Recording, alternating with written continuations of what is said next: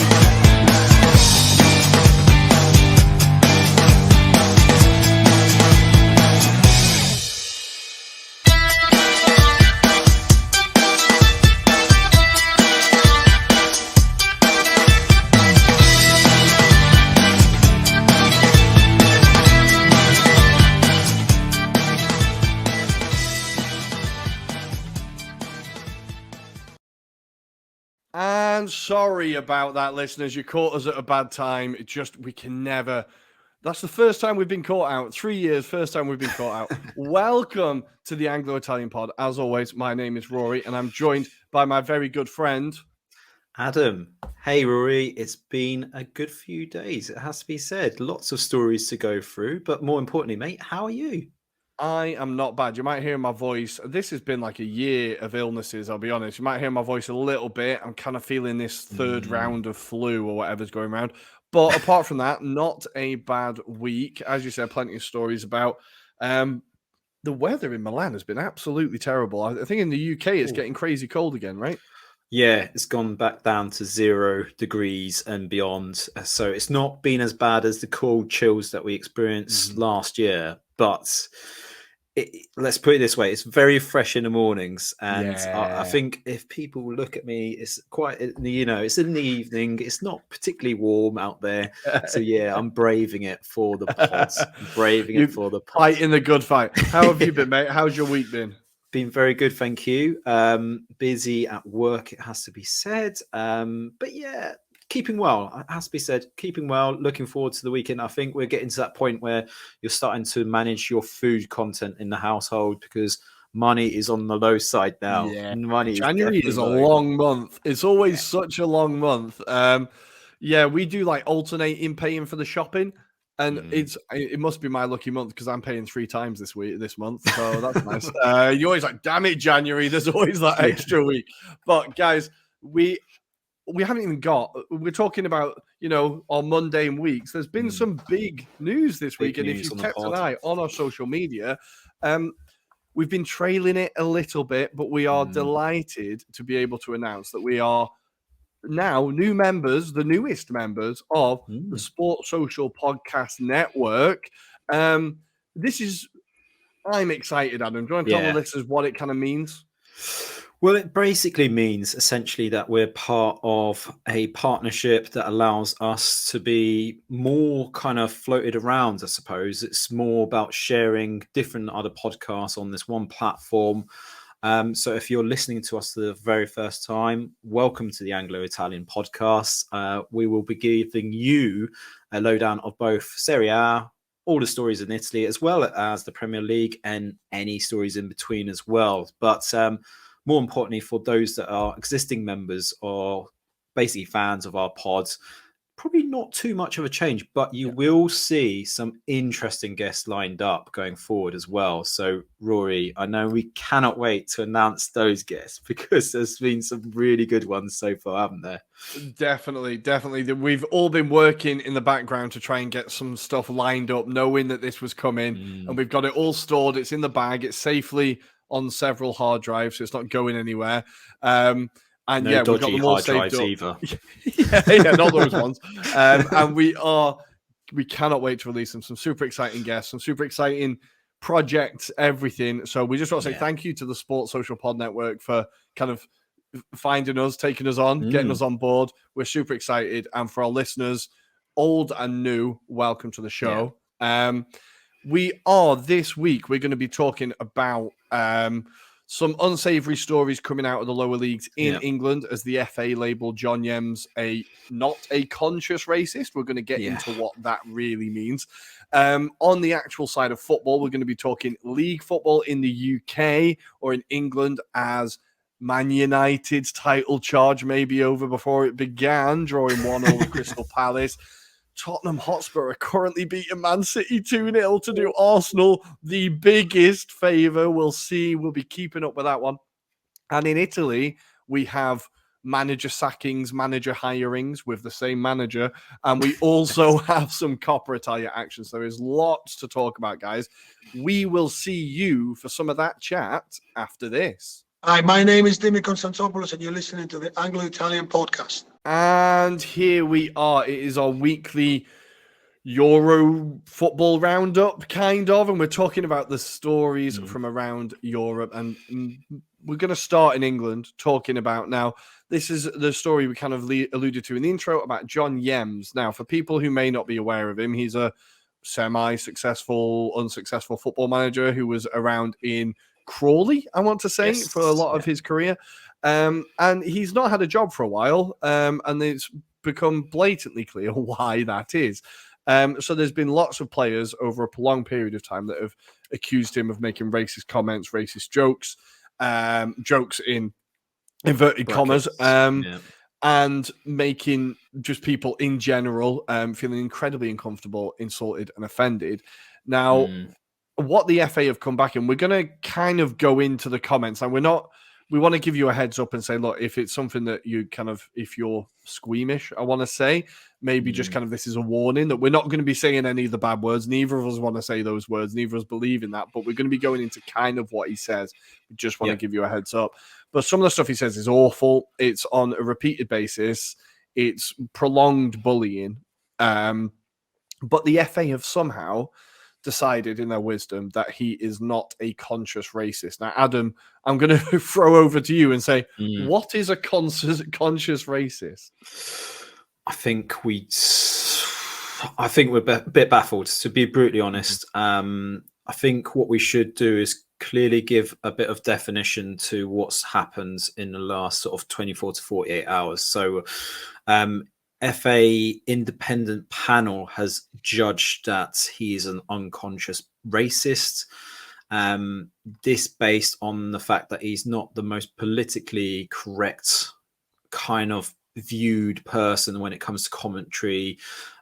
If you've seen John Yems prior to these allegations when they came out, he is pretty blunt. You know, if you want to just research a bit about him, he's been well known for being very blunt with the social media team at Crawley Town before in the past when he's done, interviews and, previews. And people thought it was quite funny at first because they didn't realize the subtones that perhaps behind the scenes happen. But essentially this FA panel, which, believe it or not, Rory, the FA are also not happy with the decision of this panel because the independent panel is made up of individuals that are kind of basically told to turn up and listen to this hearing. So interestingly, as part of this panel, you had an ex-Notts County player by the name of Tony Agana.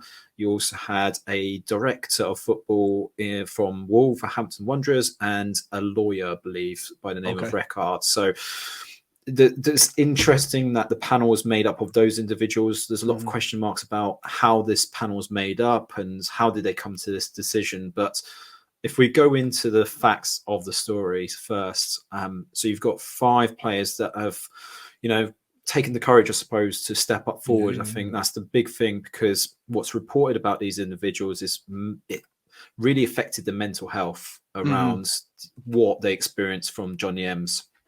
And in the kind of hearing, John Yems kind of denies some of the things that were kind of alluded to from these players' accounts. But also he does put his hands up and say he wasn't aware that they were racial tones or he didn't mean it in such a manner. And I don't know about you, Rory, there's kind of a feeling of like he's the racist granddad that, but doesn't realize.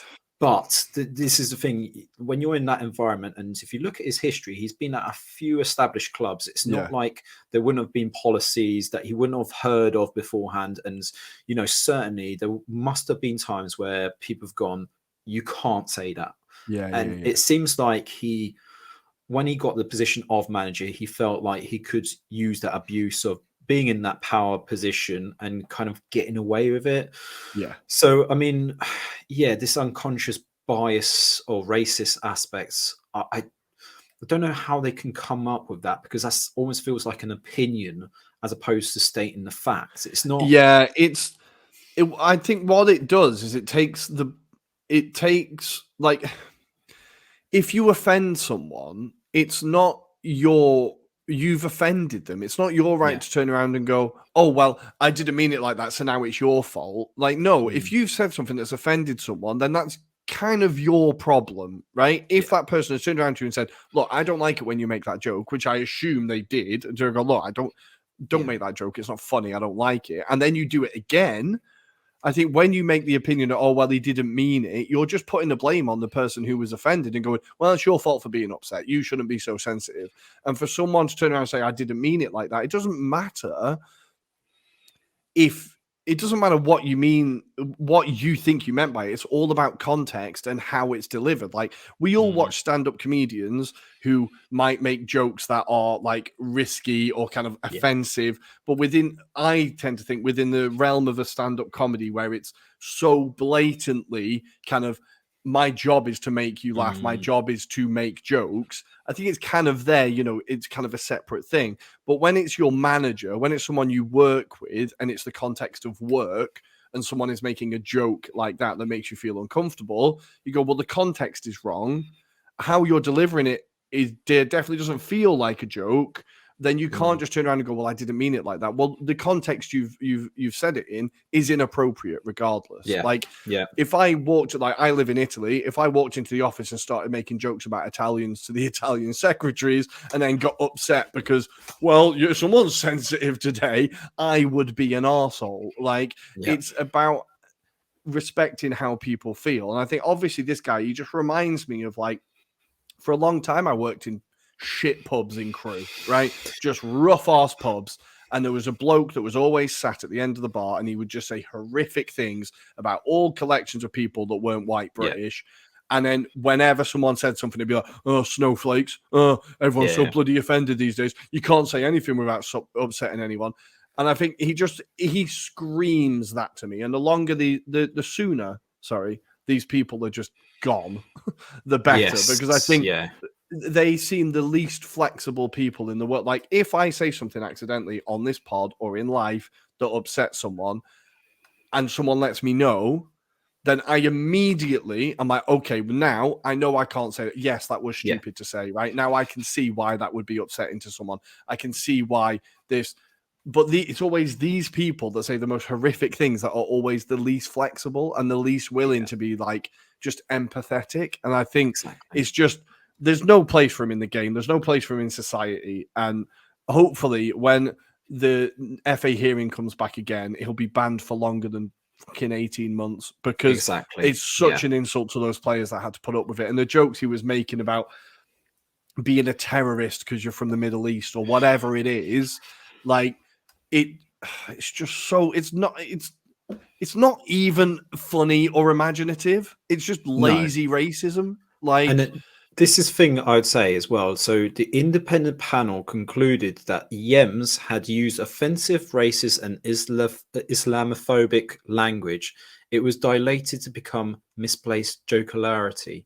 Now, if you've come to that conclusion, how do you then say it was unconscious racism that he used? Like, how and like you say, that kind of sentence in terms of, like, he should be banned from football.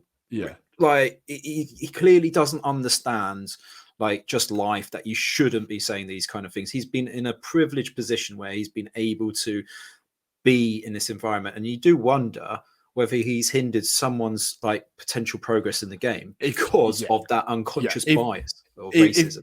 if you think that he hasn't picked someone over someone else because of their ethnicity, then you're high off your ass, because he definitely has. Because if you have that level of like, if you're making those jokes, you know what the joke is. You know why you're making that joke. You know that, he'll get upset, but these ones will have a laugh. So there's no way of making that joke in ignorance. You make the joke because you know in your head what the punchline is. The punchline is their ethnicity. So you can't then go, oh, actually, well, no, I didn't think it like that. It was just an innocent. Fuck the guy. Just fuck him, honestly. Like, and I think I sympathize so much with the players that would have had to put up with him. Like, I'm not even slightly comparing but when I was a teenager, I had one manager who made a joke once about my Irish heritage, and it made me so fucking angry. I was ready to smack a tray around his head, and that is one time. This is not so I can only sympathize with them, and just, we've all been in jobs where we hate our bosses, but imagine your boss then like racially abusing you consistently, and you can't do anything about it. Like, it's just disgusting, and I hope the guy, we don't see him in the game again. I always thought those post-match conferences at first, I think the first one I watched, I was like, oh, this is quite funny because it's different. And then I was like, oh no, he's an arsehole. He's just blatantly an arsehole. Like, it's basically, unfortunately. Well, and that's where see, right? We'll see where it goes, and hopefully he's banned. But I think the FA have had a bit of a wake-up call with, even like you said, the due process and how these things work. It's always a learning curve, right? And we can always just hope that we progress further down the road and it gets better. But it does make it hard, with the no room for racism campaigns and stuff like that. And then something like this comes out and it just devalues the whole thing. And you're like, you're saying it's just branding, it's just marketing. None of it actually means anything until you're willing to do something about stuff like this. None of it means anything. So, we've just got to keep talking about it when we see it. And our support to the players that went through it, I suppose. And if I can just conclude with a kick it out statement, there's one particular paragraph that I think really sums it up really nicely, which was, this decision also sets a dangerous precedent by allowing perpetrators to hide behind the banter defense, which intentionally using harmful and discriminatory language. And we will be in touch with the FA to understand how the panel came to their conclusion. So I think that kind of sums it up, really, that everyone's baffled, and we're hoping that this gets reviewed, and hopefully we can actually put a proper sentence, because in past time, if we allude to Suarez and Evra's incidents, even the sentence there wasn't long enough and harsh enough. So fingers crossed something gets done here. It is a learning curve. Hopefully we will learn. What are we going to talk to next? Let's try and brighten it up a little bit. What are we going to talk about next, Adam? I think we'll talk about, might not necessarily be a brightening up thing, but let's talk about the Stephen Bartlett interview. So I did kind of allude to you about the one that came out today this is Thursday, the 20th, I believe it is. Yes, 19th. It is. Or 19th even, sorry, of Jan. And we are talking about Jesse Lingard being interviewed by Stephen Bartlett. Now, it was an interesting interview. I know you caught some of it. I want to kind of obviously get your impressions first, because I know you didn't listen to it all. Unfortunately, I did. It's very fascinating, but go on. Yeah, I thought I kind of listened to it on the commute to and from work, and I was hoping to sneak a little bit in the office, but I wasn't able to. So I kind of got halfway through it. But it's a fascinating one. You could always tell that with Jesse Lingard, there was something in the background, right? You always knew there was something that was preventing him from becoming the player that he so clearly could be. He was the amount of times he's like flexed on Arsenal, and you're like, my God, that guy's actually very good. You knew there was something there. And I think what my first thought before I get into the interview itself is, and it's going to sound a bit random, but in the 70s and in the 60s, you would get celebrities do interviews, and it would be like 2 hours long, and it would be their political views, their views on the world. And I go back and watch them because it's beautiful. You're actually, it's not someone promoting a book, it's someone talking about themselves, right? And I feel like now we're almost getting to a point now where people want that content again, and podcasts like that, where you can have a long form, hour and a half, 2 hour chat with a current professional Premier League footballer who is still at a club, still playing, and he can talk about that much detail in his life and his problems. And people want to hear that. They want to know people as people. They don't want, like, when you think about like the Cristiano Ronaldo interview with Piers Morgan, which was so manufactured to the point you could see the angles on the plastic. Like, this is a genuine, I think people really want this content, but that's just a kind of side observation. But with the Jesse Lingard interview itself, I think it was really brave for him to talk about it. Genuinely very brave for it. He did not have to talk about this at all. I think it felt at times like a therapy session. Like, I've done therapy myself. I've done therapy myself in the past, and it felt like a therapy session. And I thought it was, you just see them as people. You see them as people. And like, we're not like, he's had a very tough childhood, as many people have, but he's a very tough childhood with lots of like mental health issues within his family and like instability, and then family that were like supportive but maybe a bit aggressive and a bit too supportive and too supportive, aggressive. And then you realize that there's pressure, and it made me see him as a person. And I think it's so important now for these things to happen, especially with like the rise in like online abuse. People more than ever aren't seeing footballers as people. They're seeing them as a avatar on Instagram that you can just send abuse to. And I think interviews like this might go some way for people to realize that they do have their own shit going on. We all have our own shit going on. We all have issues that we need to get through. Imagine that, and then the world's papers are talking about you every day. Exactly. Every day you wake up, your name's in the Sun. Like, I cannot imagine the level of pressure that comes with that. And then you've got your family and everything behind it. I thought it was really brave. And look, I never, like, apart from the fact he scores against Arsenal all the time, I didn't dislike him, never disliked him. But I definitely like him more now, if you know what I mean. I'm like, really endearing and very, very brave. What did you make of it? You obviously listened to the whole thing. We'll get into the bits about United. I think it's better to talk about United than his family issues, but like, we can talk about United and what he said. This is it. I thought, that was interesting about his background, but then equally so was his breakdown of the club that he was brought up in, terms of he loved the club. He was bought into that ethos by a certain Alex Ferguson. And he alludes to the fact that as soon as Fergie left the club, that kind of camaraderie, the family kind of aspects dropped off. You know, Stephen Bartlett alludes to the fact that the staff members at Old Trafford kind of said that Edward Wood didn't really resonate with the team or even with the staff behind the scenes. So this was the big thing, that David Gill and Alex Ferguson used to know these people by first name terms. They used to like at least ask them how their days were going. And although Jesse Lingard alludes to the fact that that kind of generation of a one-man figure looking after the club probably has disappeared from football, there's still a way to deal with people. And it's interesting because you also heard about the fact that he loved his time under Jose. He said it was probably his best season that he actually experienced, but he actually alludes to also Louis van Gaal. He says he was probably one of the best coaches that he's been under because he gave a structure to the club and you knew what you were there to do. And he said he also enjoyed his time under there. Doesn't allude much to David Moyes, but then he alludes to David Moyes about his time when he wanted to have the loan move at the time. So when he did eventually get the West Ham move, which apparently there was a few times where it broke off because the club couldn't agree with West Ham over certain elements. And this was all down to the fact that they didn't really want to necessarily let Jesse Lingard go. This, despite the fact that he wasn't getting game time. So this was on a promise that he'd made with Ole Gunnar Solskjaer. And he said, look, if I don't get this amount of games by this point, then I want to go to another club and get game time. And bear in mind, this was in the lead up to the Euros. He was desperate to try and break through into Gareth Southgate's team because Gareth Southgate gave him his debut for England. He always performed for England when he was called upon as well. This is the thing that gets sometimes forgotten about.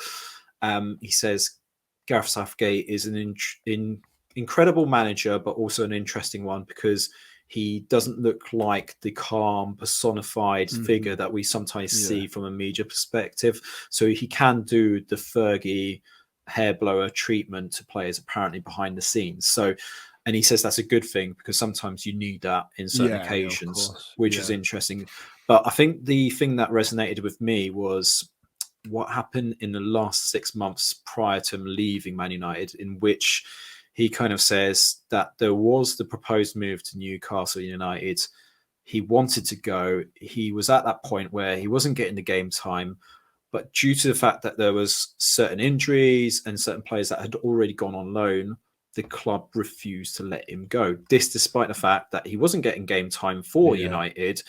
And it was quite obviously clear at the time by the manager, so Ralph Ragnick, we're assuming to at this point, that he wasn't really prepared to give him that game time. So then apparently John Murtagh, who is obviously the replacement for Ed Woodward, kind of said, well, look, we can do a deal with you, like as in to say, you know, you're not going to go on loan, but we'll give you something as a compensation piece. And he said, do you want extra days off? And Lingard alludes to the fact that he was shocked by the fact that he was offered these kind of days off. He said, no, that's not what I want, because he was sobbing apparently during this kind of conversation. He said, I just want to go and play football. Next day, he rings up John Murtagh, and just out of spite, he goes, I would like those 2 days off. He just says, I want 2 days off. He then next sees a leak on Sky Sports to say, Jesse Lingard has requested 2 days off, to which he's had to then respond on social media to say, no, these are the facts, blah, blah, blah. Basically, this happens. So mentally, he must have been in some state.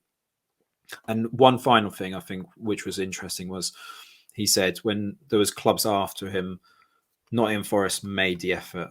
They said they were prepared to, you know, fly him out to Greece to meet the owner. Steve Cooper was on the phone. He says even to this day, even when they're in their usual kind of modes of like being a player, he FaceTimes him just to see how he's doing.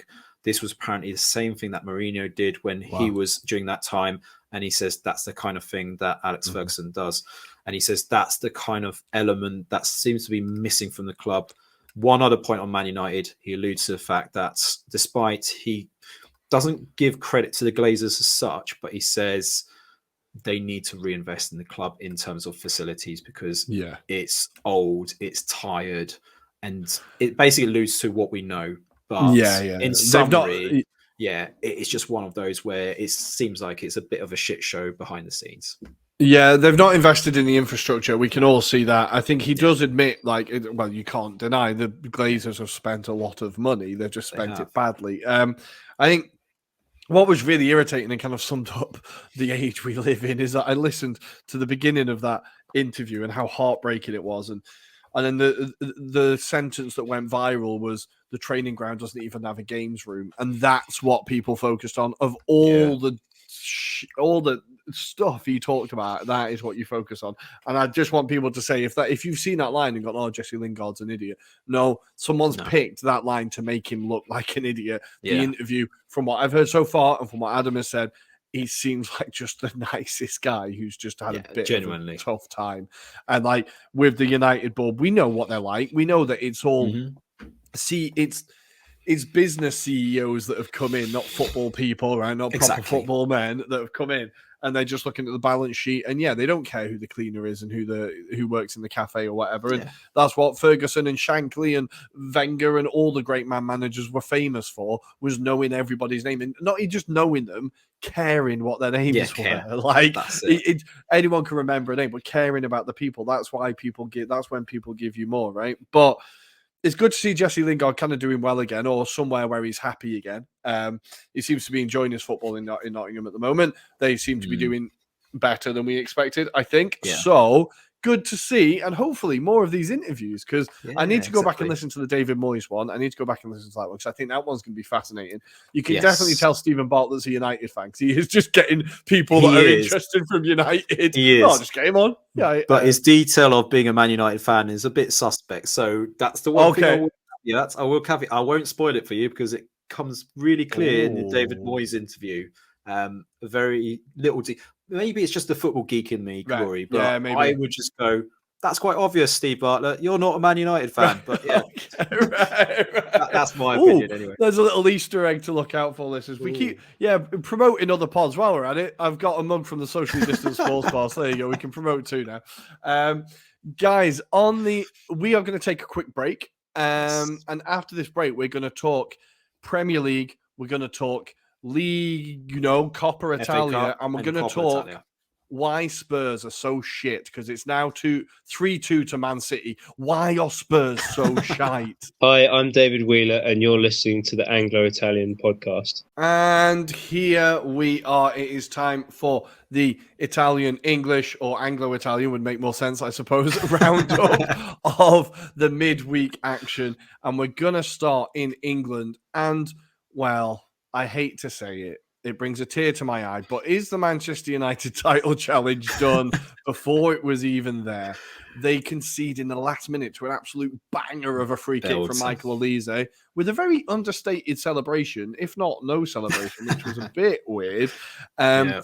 But I did see it as they robbed the points on the Sky Sports official feed, which I think is a little bit harsh considering how the game went. I thought Palace had their chances. I don't think Palace robbed anything. But United let 3 points slip through their fingers. They looked a bit knackered, right? Towards the end, they looked tired. How did you see this game? What are your impressions? Match? What I would say is Man United seemed to dominate possession, in particular from the first half. Obviously, I think the main thing to learn about this game was they were still trying to adapt to the way Wout Weghorst was going to play. Obviously, different type of player. They're not used to him just yet. And I think during one of the kind of bits where the kind of, the pause of play, Wout was kind of instructing the other players about how he wanted the ball being played to him, etc. So it was quite obvious that they're still trying to get to grips with that. But that said, they had their fair share of opportunities to maybe kill it off even after they got that first one through Bruno. And then from then onwards, it felt like they were just inviting pressure at times. They dealt with it quite well. I thought Aaron Wan-Bissaka had a good game. He put in particular, after that goal went through, there was an opportunity for Zaha to potentially make it to. Wow. He timed that with perfection. I mean, he gets that wrong, that's a penalty. And I think this is the thing. There could be question marks about Casemiro and that yellow card, which I know you're delighted, but should that have been a red card, given how high the foot was? I thought at the time that was red all day I think long. he's been very lucky to just get a yellow there, honestly. I think Casemiro's come with a reputation of being the guy who gets away with things, because that's what he did at Real Madrid. He used to go around fouling people, and that's what he does. That's what he's very good at. And I think he's come with that and almost just brought it with him, and he gets away with things. I think that should have been a red. But to be honest, from my Arsenal head, I couldn't give a shit, because it means he misses on Sunday, and that's all that matters to me, really. Beyond that, I don't really care. But I think he is a player that always plays on the line, but I think he does get away with things. And that was a red card. I think that should have been a red card. But United fans are going to shout at us if we don't talk about the fact they should have had a penalty. I think it just touches Chris Richards' foot. And it is very faint, but all I see is a slight knock of the ball. Now, you could argue that maybe McTominay is maybe getting the ball in that direction and then buying the foul a little bit. But I think he times it just enough to kind of make it less obvious that it was a foul, if that makes sense. So I don't think, it was that clear cut. And I think that's the whole point of VAR. It has to be clear and decisive in terms of that decision making. And I don't think that was very clear that was a foul. The intention was there to get the ball. And if you see it, it's just the movement that maybe McTominay kind of dinks the ball over him and then the foul is bought, then that's a penalty, I think, in my eyes.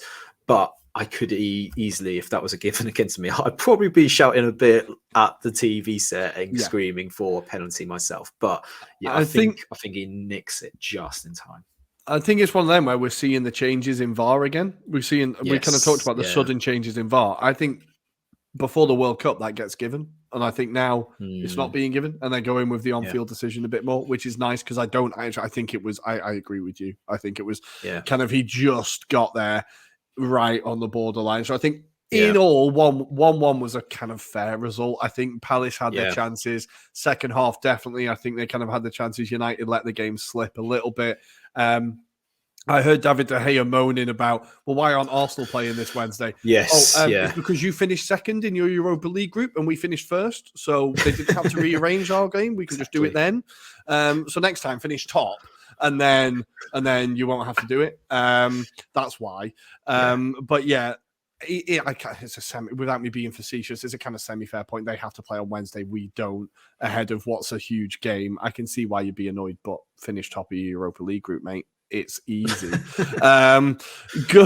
Anything else? I did also enjoy Wilfried Zaha's post-match conference when he talked about the tackle with Wan-Bissaka, and he was like, damn, only Aaron can do that scoop tackle, man. And it was just such a nice interview. I love every time I see Zaha, I absolutely love him. I really love him. Definitely. I have 3 points. So I just want to call out Vieira. I thought he played it really well in terms of tactics. I thought he got it really spot on in terms of the substitutions in that sense as well. And in particular, when we're talking about Vieira calling it, the introduction of Chris Richards, who the Palace fans haven't been able to see. Maybe fortuitous, but he got in on the basis that James Tompkins said he was unwell and Joachim Anderson wasn't able to make it. What a debut. What an incredible performance. And thirdly, Eberechi Eze, just the man in the last 10 to 15 minutes, just taking the ball past Casemiro at one stage. I think he buys that foul. He buys a number of them. It's just a shame on the particular incident where Casemiro gets the yellow card. He had a shot, which if that was Elise, you're wondering, could that have been a goal? But yeah, I was hoping Eze was going to score what Elise did score. And yeah, it's just a joy to see him back playing that style of football because, again, I can't believe there's no big clubs like an Arsenal looking at Elise, looking at Eze, just because the quality they bring. But maybe another transfer window, Rory. Maybe another transfer window. I want both of them at Arsenal. I just want both of them. I was always like, right, Eze or Elise? Eze or Elise? And every time I watch them, I'm like, okay, Eze. Then I'll see Elise and I'm like, no, I want Elise. And I'm like, you know what? Just get both of them. Like, let's just have both of them. They have to move together. They're just beautiful footballers. And I think Vieira is doing, like, Palace are always going to be like up, down, up, down. They're on a bit of a bad run at the moment. Their form hasn't been great. But I think this kind of result, this kind of performance can definitely get them back on the road again. I also think Joachim Anderson is a key player for them because the balls he plays out of defence, he's able to get those line-splitting passes. I think he's really, really important for them. On him, do you think he's got potential to go to a big club in the summer? Maybe not in this window, but maybe the next one. We could see him at like a Spurs in a couple of years' time. I think he could like definitely make that step up. I know, sorry, Joachim, but I think he could make that step up. In Serie A, he was always a very good defender. He always stood out in Serie A. And I think I remember when Palace signed him, Tommy was like, bloody hell, that's great for Palace. Like, that's a really, like, his reputation in Serie A was very good. So I think he's always been a competent defender. And I think, like I was saying, his ability, his passing range, and his ability with his feet, and the fact that he's a big lad, he's strong, he can win in the air. I think he's a very complete defender. I think. I just wonder if a Man United or even an Arsenal could do with him because I just think he challenged that kind of first choice 11 definitely. Yeah. I think if you want see him being there. If you want I'm pretty sure he's right-footed. If you want a right-footed centre-back who can pass, then I'm pretty sure he can be pretty high on your list. He's done very well since he's come into the Premier League. And I know Palace fans love him. And I think him and Guehi together have got a really good little partnership going. So I think, a very, very good side there at Palace. Just a few, maybe 1 or 2 more seasons together. I think they could really kick on. It's just, I think we forget how quick an identity change Palace have had in a very short amount of time. They've gone from, now, I love Roy Hodgson, but survival ball. They've gone from just survival ball to like, right, let's try and actually play some nice football now. And there's going to be a bit of a dip before you go up. And I think we're kind of, they will be going up. They've got a very, very exciting team. For United, they just, as with a lot of teams, they just need some strength off the bench. They just they've just not got the depth at the minute. And once Rashford and Fernandes get tired, there's not that someone to come on and kind of get the win. But 1-1, it finished. I think we're going to kind of, even though the game's not over yet, let's check what the current score is. It's still 3-2 in the 81st minute. Now, we know Spurs love a late goal, but it's currently 3-2. Let's leave that until afterwards, because 8 minutes, right? We can wait. Let's wait 8 minutes. We can wait. We're going to talk about Wilfried Gnonto. I love this boy. Oh, my God. I love that there's an exciting Italian youngster in the Premier League. I love that he's kind of tearing it up now for Leeds. He's really starting to find his feet, and he found his feet incredibly quickly in this game as he took both off the ground to volley past the Cardiff keeper. An unbelievable goal. Now, Adam, you've seen this goal. It's like Di Canio, but better. Yes, because obviously he does it with the right foot instead of his usual left foot as well, which makes it even more remarkable because he's not the tallest of strikers. It has to be all attacking midfielders, shall we say. I don't know. It depends what your clarification of Notto's role is. But I think just there's also that element that he buys the space. If you saw just before he hits it, he pushes the defender in front of him just to buy that little bit of space and just to kind of put him off his game. And then just to have that kind of precision and rifle it in the top corner. Like the goalkeeper, no goalkeeper's getting that, I'm afraid. I can't see any of the top goalkeepers being able to save that because he just absolutely bangs it with precision and it just, the whole place erupts. But I think everyone, as soon as they saw it, just went, wow. Like, and they're starting to appreciate this boy even more. And, you know, I think he's got a bright future. And I can't believe only Leeds were in for him. Like, it's just crazy, isn't it? The guy's career is a bit mad because he was at Inter's youth system. And now we know Inter consistently fumble the bag with bloody youth players. They're just forever giving away a Pirlo or a Zaniolo or a Gnonto. Just like, yeah, we don't want him. What are we going to do with him? Take him. But he went out to Switzerland, right? And was like smashing it in Switzerland. And then he gets his first call up to Italy. And I don't know about you, but I remember his first cameo for Italy when he came on and everyone was like, I sat up and was like, holy crap, who's this guy? Like he injected pace and just directness into that attack and threat, just nothing but threat. I was like, damn, like Mancini knows a player when he sees one. And then, you're right. Leeds are the only team to come in for him. He suits their style so well because he's able to just bomb it forward, but it's not just like Adama Traore pace. It's like with direction, with skill, with footballing intelligence, with everything. And he's only 21, 22, I want to say. Roughly, not even that. So, like, he's a stupidly exciting player. I think for Leeds, what I saw now, I know Cardiff are right near the bottom of the Championship. And they sacked the manager. The Dean Whitehead's taken over now, right? I think it was. I saw him on the sideline looking a bit panicked at like 4-0 down. But I know Cardiff are where they are, right? But I think for Leeds, what I saw was Rodrigo, who's now got 10 goals in 17 games this season. Unbelievable. For a team that are struggling, that's a very good return. Yes. You've got Bamford, who's now got 3 goals in 2 games. And you've got Gnonto, who's just got his 3rd goal for Leeds, right? Alongside a few assists and kind of settling into the side. And what I saw was the 2 sides of Leeds, because they then conceded 2 goals at the end when there was absolutely no need to. But what I saw was, on our last episode, we were talking about how hard is it to find players who score goals. A lot of teams struggle to find players who score goals. Leeds have got players who score goals. And I think that is what will keep them in the Premier League. If you've got Bamford and Rodrigo as options, and then Gnonto finding his feet in the league, and being able to like just improve. I think Leeds have definitely got enough. They still play exciting football. I know a lot of people aren't really taken with Jesse Marsch. I think people have just got something against him because I don't know. People seem to not like him. I like him. He seems like a nice guy. I like the football his teams play. I think he's kind of doing a decent enough job at Leeds. It seems like some people have an agenda against him. I'm not sure why. But this is a big win for them. It's the first time they're in the 4th round of the FA Cup since 2017, I want to say. So it's that's a good old while. I think Leeds fans will be pretty excited to get a bit of a cup run together. And I could see, realistically, Leeds kind of having a bit of a run here.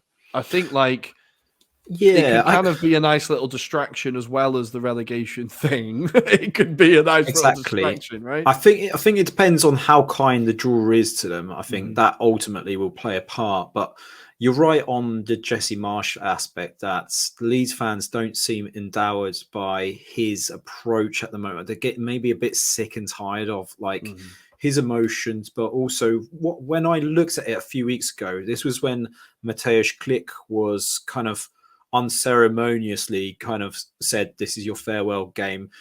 And the comments there were, why the fuck does this club not announce it? Because we would have given him a send-off and, you know, we were stayed behind, because a lot of the fans said we walked 5 minutes before the end of the match. And, you know, there was just that lack of communication, which was very strange in the circumstances, because the guy had given quite a lot of his time to the club. Well, he was there in the championship as well, right? Exactly. He scored the crucial goal that got them up. And he scored the contentious goal against Villa, if you remember, when a player was down. He was the one who got really angry about it. Exactly. Well, he was one that was pretty much going to be beaten out of the stadium, that's for sure.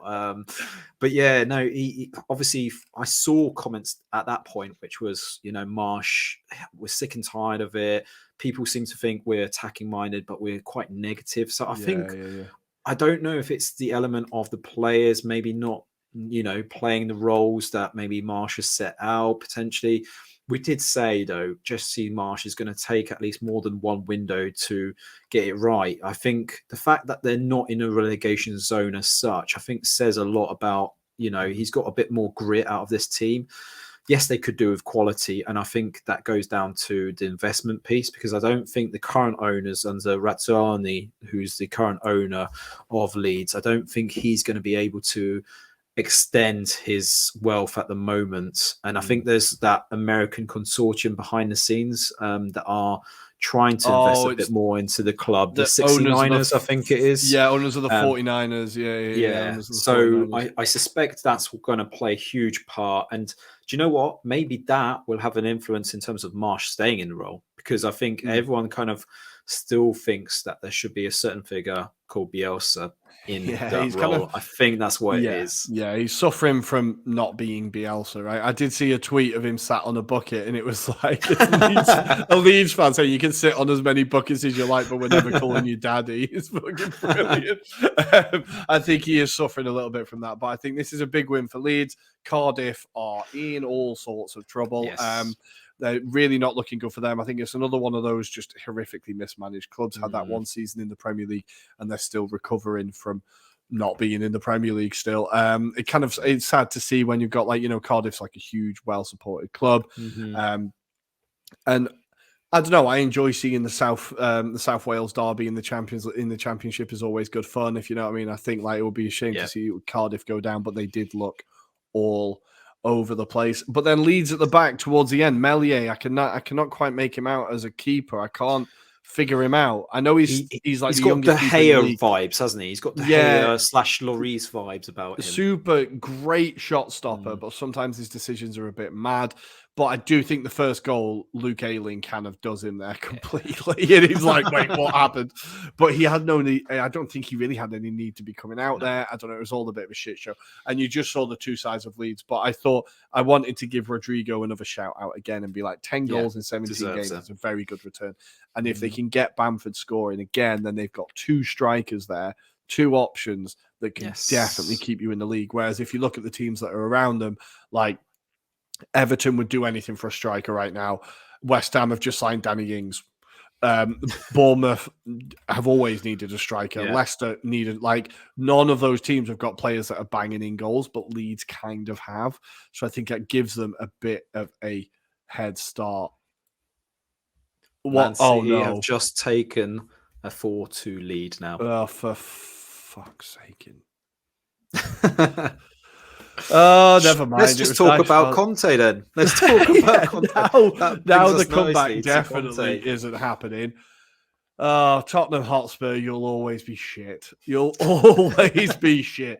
Right, Tottenham, what do they do now? I saw the Tottenham Supporters Trust have issued a statement to the Enic group saying they want to see a clear plan of progress at Tottenham Hotspur and what their plan of progress is.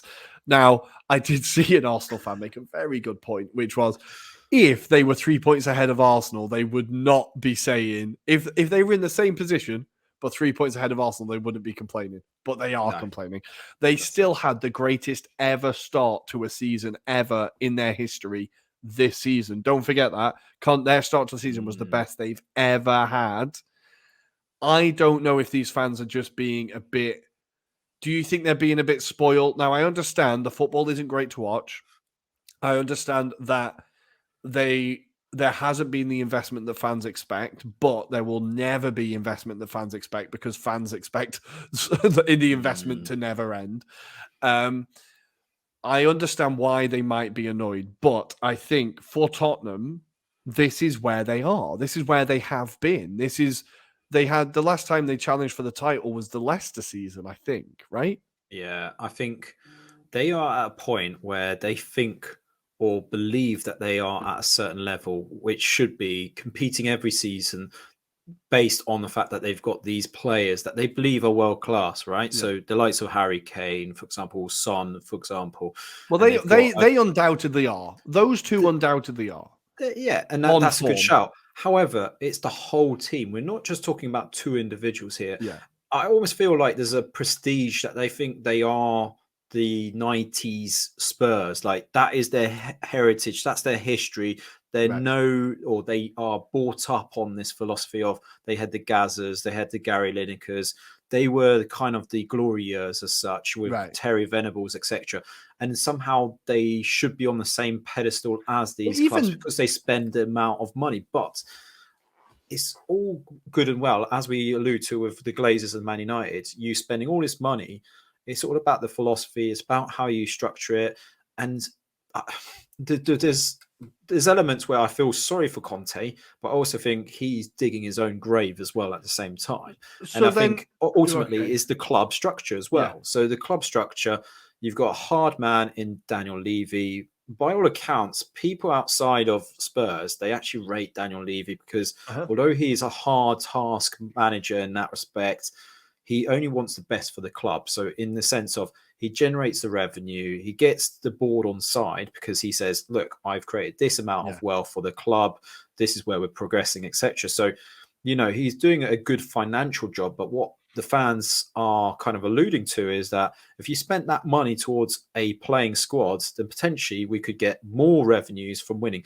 But they still seem to forget that you've got to win it. So you can't just spend, say, 500 million. And if you don't get a return in that season, then what happens then? Do they start selling these assets? I mean, they seem to forget that. So those years where they had Martignol and they spent endless amounts of money, those days are gone. Let's just forget about that. And I think they've got to get a bit more pragmatic, as you said on Monday's show, is start realizing that there is a certain level they're at. And until they kind of invest properly to an extent, there's also an element that the coach has got to take responsibility and work with the team that is at his disposal as well. So this is, I think you're right. But so then basically Tottenham fans are right to be saying, what is the plan? Because I think, like we've said with United, investment isn't the issue.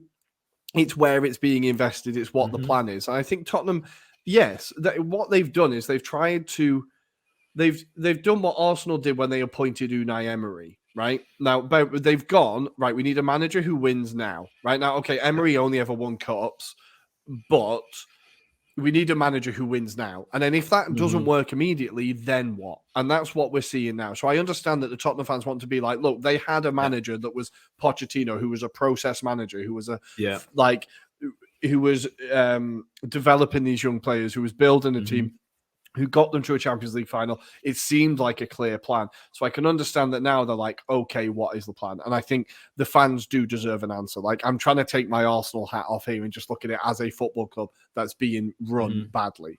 But I also think they've made, like, with Conte, he's the best manager they could have got.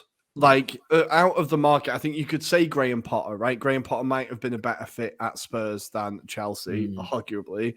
But I think any club at that point would have been looking at hiring Conte. He's fresh off the market. He's just won Serie A with a team that haven't won it in years.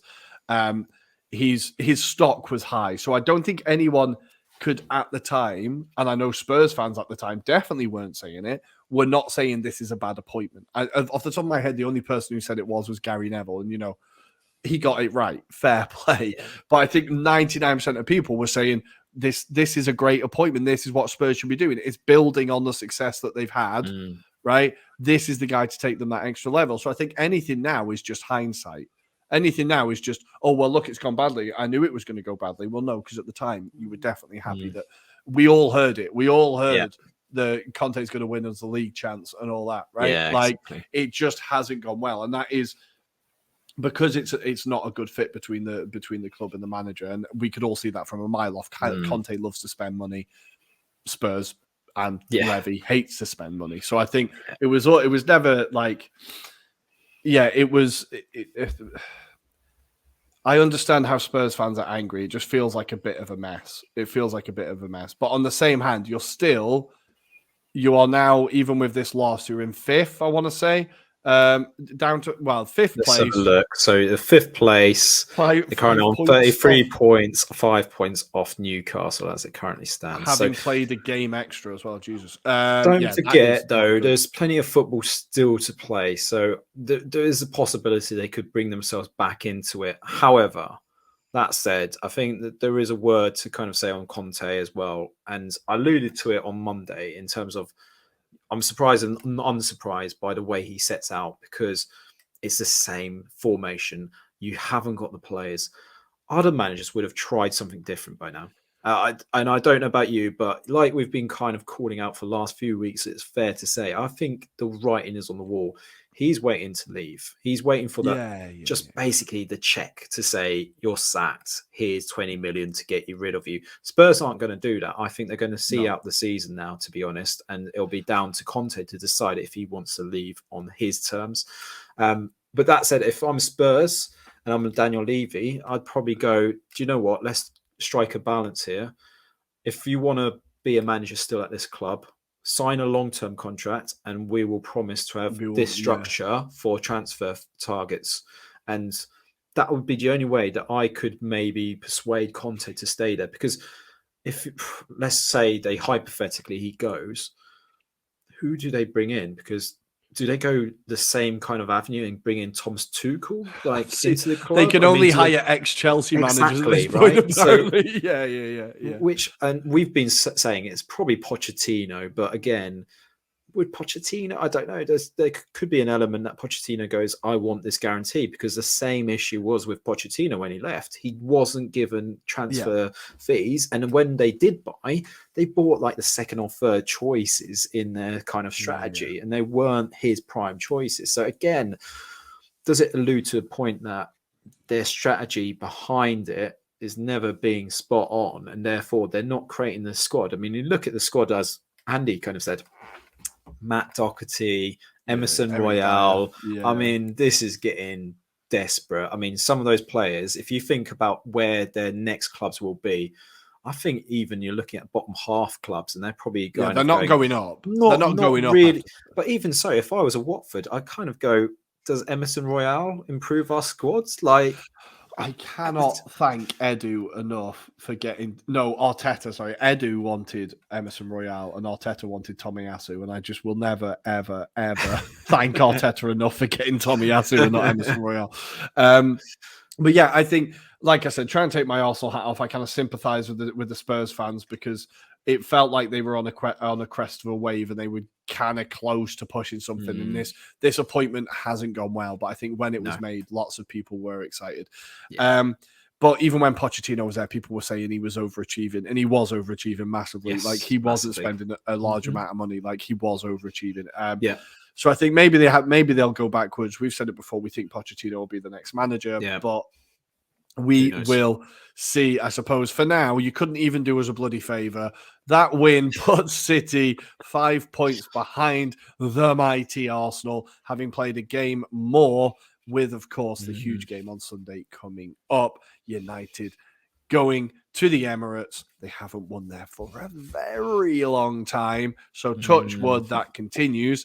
But we do very quickly need to talk in Serie A as well, and Coppa Italia. And we need to talk. I'm going to start with the story of the weekend.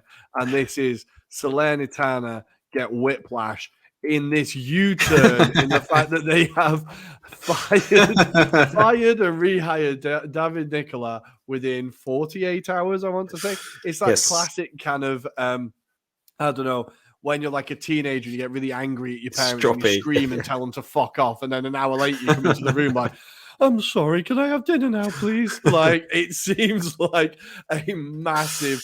The chairman must have lost his mind a little bit, but this is peak Serie A, right? We've seen it before with It is.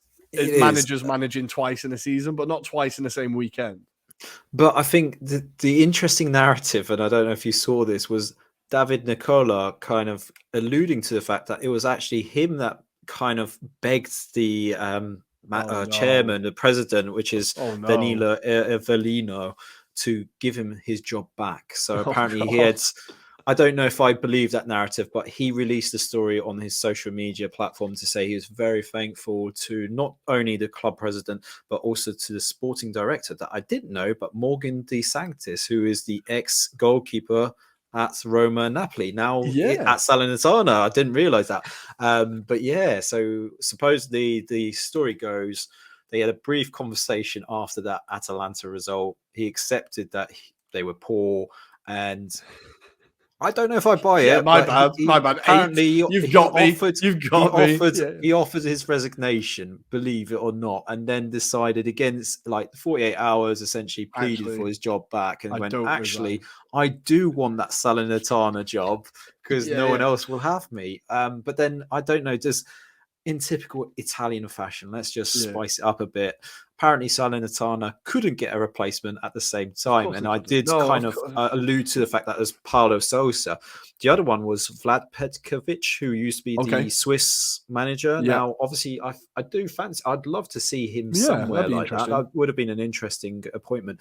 But that said, there was no one really that was around who agreed to take on Salernitana. So I think there's somewhere where you can kind of say that's bullshit. There's some bullshit in somebody is lying.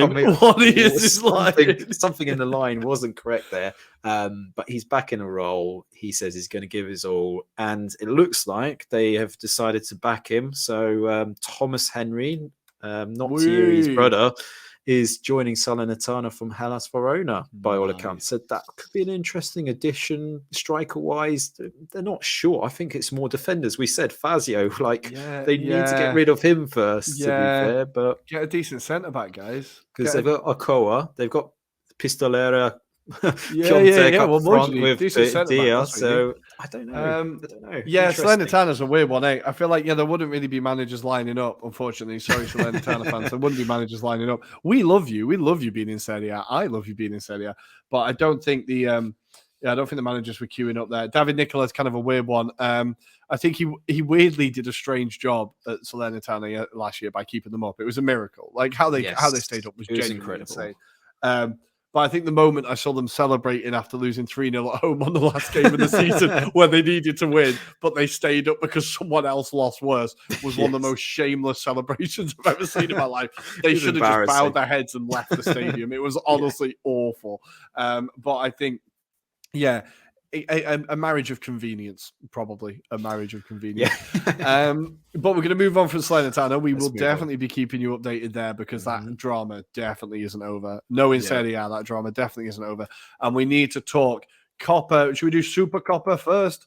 Super Coppa. I think so. Let's go with that because there were some fascinating performances there, right? Unbelievable. The third goal from Martinez. What a finish! Outside of the foot curler around the keeper into the far corner. Beautiful goal. Really strange. Like the atmosphere actually seemed quite lively there. They seemed like pretty rowdy. He kind of ran towards the Inter Milan faithful, which I was surprised at how many there were, but there was quite a few considering the venue was being held at as well. And I don't know about you, Rory, but the scenes at the end kind of reminded me of as if I was playing FIFA rather than, because it was named the EA Cup, Super Cup, basically. And it's like, Jesus Christ. The FIFA for... I'm going to create a word, but the FIFA-fication of football is getting really, really depressing. But for Inter... I have a lot of Inter fans in my classes, and they were all very nervous about this game. Really? And the Milan fans were very nervous as well. And I was like, guys, it's like the Charity Shield where you're getting stressed about it. It don't matter. But then I realized, I was like, actually, if Arsenal were playing Spurs in any final, I'd be crapping my pants. It wouldn't matter what final it was. huge statement win for Inter. I think this is something genuinely like, as winning silverware is always a positive thing, right? Milan, the kind of spiral continues a little bit. But for Inter, now, Inzaghi has kind of picked up a little bit of silverware since he's been in now. He's won the Coppa Italia, he's won the Super Coppa twice.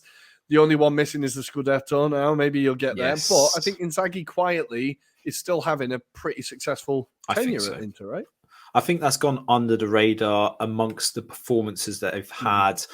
Don't forget, Inzaghi has taken Inter the furthest in the Champions League since Mourinho days. So that kind of says a lot as well, because, you know, Conte did bring them the Scudetto, but I think those times seem to have faded in the background now. It's never really been kind of remembered for what he did in Europe. So I think what Inzaghi's done, you know, quite cleverly, I think he's building that reputation with Inter in terms of like winning stuff. And I think that's the thing that's going to buy him time at the moment, because people can see off the field anyway, certainly the investment's not there at the moment. There's a lot of issues going on behind the scenes. But when you've got performances like that kind of cements back why Inter should be considered as one of those elite clubs again.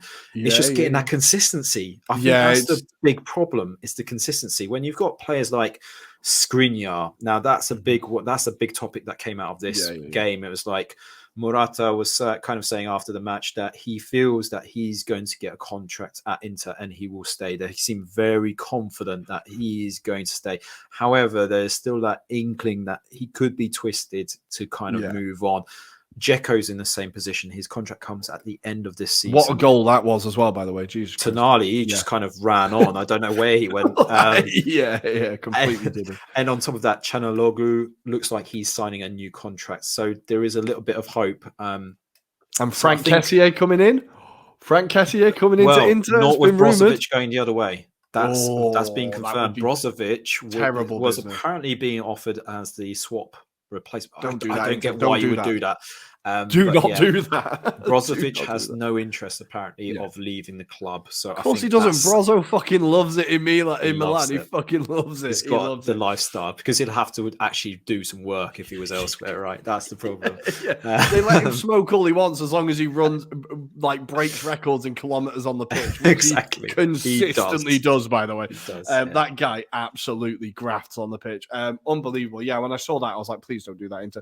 For Milan, it's a weird one. I thought maybe the tactic of having your strikers as a 42-year-old Zlatan, a 38-year-old Giroud, and Divock Origi isn't the most reliable plan. It felt like they had zero threat up front. I wanted to very quickly say Barella for Inter absolutely ran this game and is arguably one of the best midfielders in Serie A, if not the best midfielder in Serie A.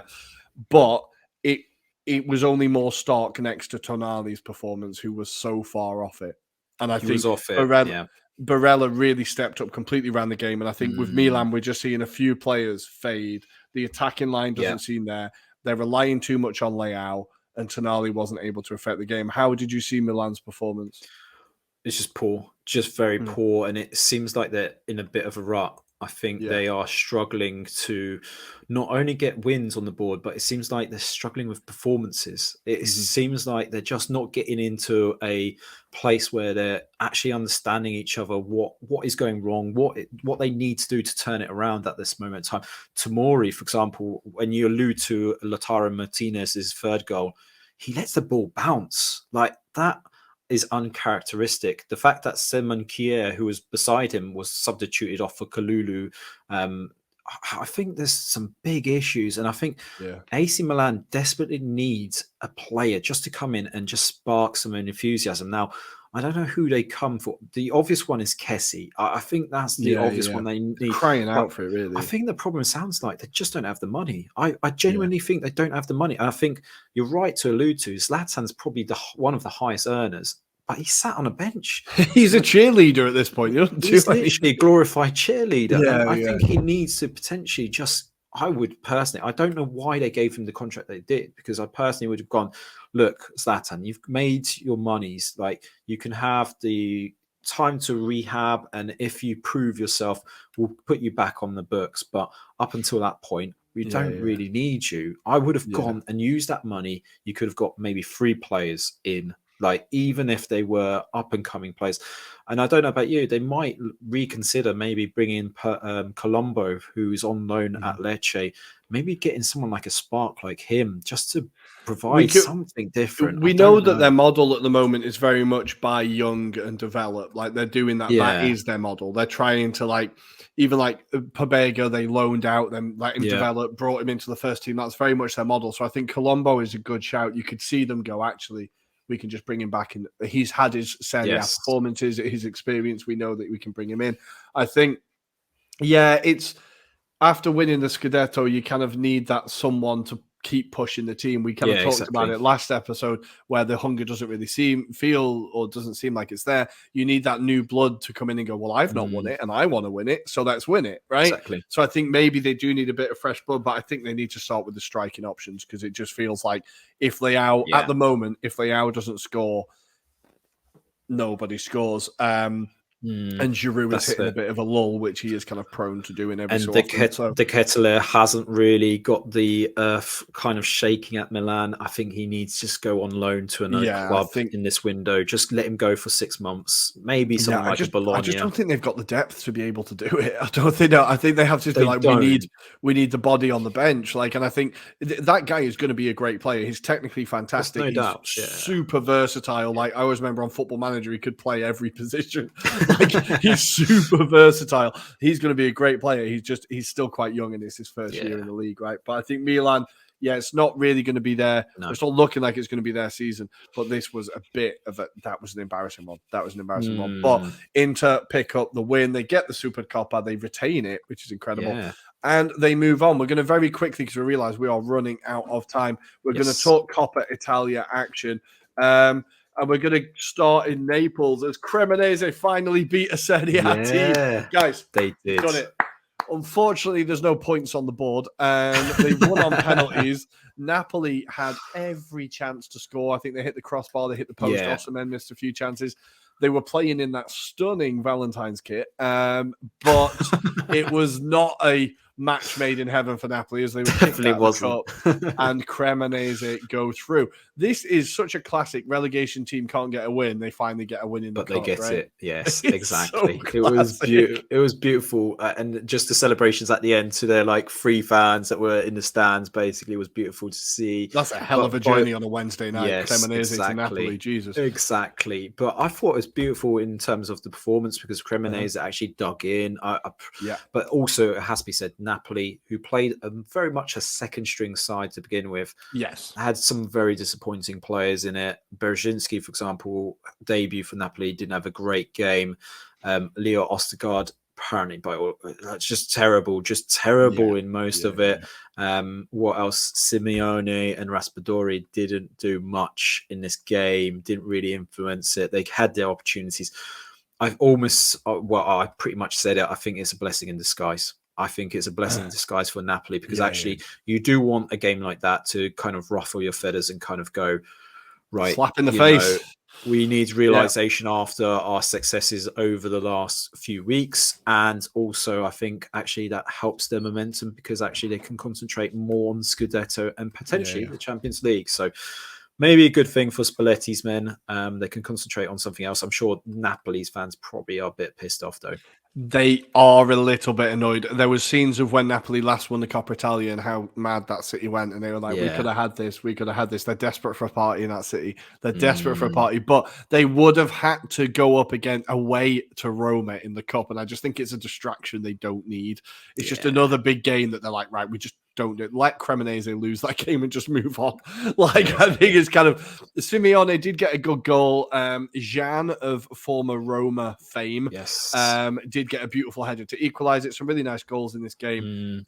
For like 10 minutes, it was absolutely pissing it down. It was torrential rain in Naples. It was genuinely, they had to like abandon the stadium afterwards. Like Spalletti, halfway through his conference, there was like a siren going off, like, get the fuck out of the stadium, it's flooded. it's a mess of a stadium. Mm, But Napoli are out. Cremonese are through. Elsewhere in the Coppa Italia, very quickly, Atalanta make it yes. 13 goals in 2 games Mm, as they win 5-2 against Spezia. Lookman with another 2. Hoyland's goal is absolutely yes, incredible. Hoyland.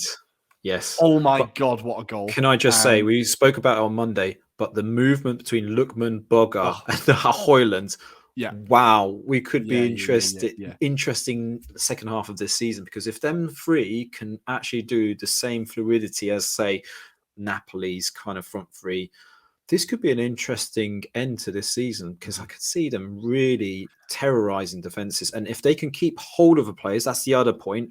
If they can Yeah. keep the likes of Accoli, Scalvini, they've got a solid base. They've got a Yeah. solid team. I don't know about you, Rory. I probably would argue they don't need any more reinforcements. They've got Zapata, obviously, potentially. Well, you know who was linked to Zapata today? Well, there's been a few, Everton, hasn't there? which Yes. would be unbelievable. I saw again an Everton fan retweeting. What was it? A ridiculously bad injury record. Only scored 1 goal this season and huge disciplinary problems. Classic Everton signing. Yeah, it makes perfect sense. But no, I think we have seen Atalanta have had a rough first half of the season. They really weren't impressive. They managed to keep up there. They were unbeaten for a bit with Napoli. They were Yes, doing they well, were. Yeah. but that dip just fucking Fell hit off. them. And I think now that winter break, that World Cup has really, Gasparini's been able to get them in, get them trained, get a tune out of Boga. Boga was so good at Sassuolo. When he Yeah, signed for Atalanta, I was so excited. Yes, that's definitely. the perfect move for him. Get Gasparini to, and I think that time has really got them together. And we're seeing we've got the old Atalanta back. We were talking about it again on Thursday. They used to get these mad score lines of 6-5 and 6-3 and 5-2 and everything. And now 13 goals in 2 games. It feels like Ilic could be playing again, right? It feels like the old Atalanta. It's beautiful. They go through against Spezia. And elsewhere in the Coppa Italia, Lazio beat Bologna. I want to say 1-0. It was 1-0 in the end. Yeah, Felipe Anderson. 1-0, Felipe Anderson, and Juventus have just beaten Monza 2-1. Goals from Moise Kean and Federico Chiesa gets his first goal for Juventus after his injury, back in form. But we do, guys, I think that's kind of everything. My voice is going a little bit. Yeah. That is kind of everything. We're going to very, very quickly go through the games of the weekend. So quickly in the Premier League, we, of course, as my tab now freezes, because of course it does, we have, it starts off on Saturday, Liverpool against Chelsea, 2 teams that desperately need a win to try and get them out of this mid-table battle they seem to be having. That could be an interesting one. That's 1:30 Central European time kickoff on Saturday. We have Leicester against Brighton on Saturday as well. Southampton against Villa, West Ham against Everton in a massive relegation battle. David Moyes taking on his old team to try and pile on more misery. We have Bournemouth against Forest, and the late kickoff on Saturday is Crystal Palace taking on Newcastle. That's quite a good day of football, that. Yeah. And on Sunday, Man City take on Wolves in the at 3:00. We have Leeds against Brentford. A weird game where they really don't like each other. Leeds, Brentford, right? Yes, they hate each other. Really Thomas don't Franks like each wants other. to do them over, essentially. That's going to be a little bit of a ding dong, I think. Then at 5:30 on Sunday, we have Arsenal against Manchester United. I am shitting myself. And we have Fulham hosting Tottenham. Can Tottenham lose another London derby? That would be quite funny. I hope so. That is the Premier League weekend. Adam, do you want to take us through Serie A? Yes, sure. So on Saturday in Serie A, we start off by talking Hellas Verona versus Lecce. Probably not the most enthralling game, but there we go. We've then got Salernitana with Davide Nicola trying to maybe hopefully rejuvenate this side again against Napoli, which is probably a bad thing for him. And then we've got Fiorentina versus Torino in the late kickoff on Saturday. Then we move into Sunday, and in terms of fixtures there, wherever it is, I did see the big game whilst I'm trying to look for the fixtures. Juventus versus Atalanta. This is the game that I said, Rory, that Atalanta, if they really want to prove their top 4 credentials, this is the game they have to make a mark in.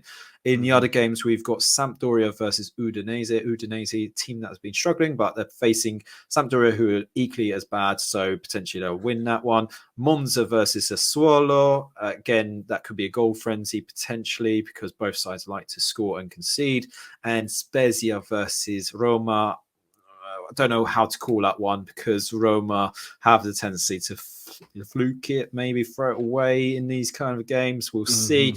And then on Monday night, as we'll go to record, Inter versus Empoli. Big game for Inter to potentially make the most of what happens over the weekend, win their game there potentially, and make a mark. And then in the earlier kickoff, we've got Bologna versus Cremonese, who I can only see Bologna potentially winning here and extending more misery for Cremonese fans. So yeah, that kind of concludes that kind of weekend period in Serie A, Rory. It is a nice weekend. I'm looking forward to it. Hopefully you see me on Monday with a big smile on my face and Andy with a big old frown. We will see how it's going to go. God, it's getting really, really real. I really wish Tottenham would have done something. Guys, honestly, the admin's completely slipped. And I'm just going to say there's no quote this week because I've just been desperately looking for a Davide Nicola quote and it's all Italian and my translation isn't that quick. So next week, I'll give you 2. Thursday, we get 2 quotes. There you go. You can save it up. But for now, guys, I'm just going to say, as always, thanks for joining us. Please follow us on Twitter at Italian Anglo Pod, on Instagram at Anglo-Italian Pod. Follow us on TikTok at Anglo-Italian Pod. Subscribe to us on YouTube and like our things. It would be greatly appreciated. And we want to say thank you again to the Sport Social Pod Network for welcoming us on board. And we're excited to see where this goes. We will see you on Monday. See you there, guys. Ciao, ciao.